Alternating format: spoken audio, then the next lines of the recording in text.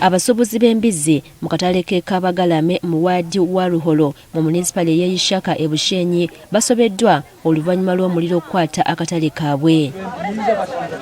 Bano batubuulidde ng'omuliro guno bwe gwatandise ku ssaawa 3 ez'ekiro ekyakeesezza olwaleero.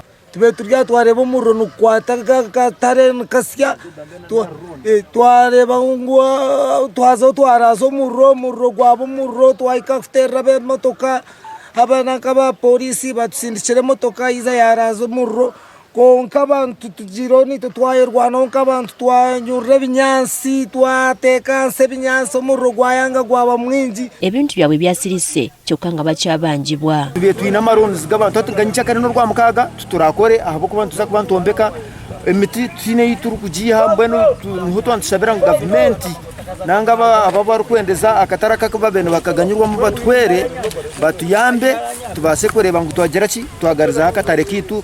Katusime Anet Mugisha omubaka w'abakyala e Bushenyi asabye ebyokwerinda mu kifo kino byongerwemu. Kubanga siriyaze go bajja ne bakoocha ne bakamalawo. Kati n'ekiro kikeesezo olwaleero bakookeza. Kale tuwulire ndakunenga ng'abakulembeze ne stakeholders bonna ababadde wano tukiriziganyiza nti tusabe gavumenti etuyambe ekisooka etuwe ekitimba akatale kaffe tukasibire munda. We have agreed with the town clerk to make sure that we get the guards to guard this place. That is one. Two, we have also agreed that we are going to put a fence so that this place is preserved. Because for us, our interest is we want to preserve this place the way how it is because we want this the natural beauty. Kasigazi William Donato amyuka RDC Bushenyi agamba akatale kano kayamba nnyo abantu abawangalira mu kitundu kyabwe okubakulaakulanya. This is a joint place known in the country that accommodates so many people from different parts of the country.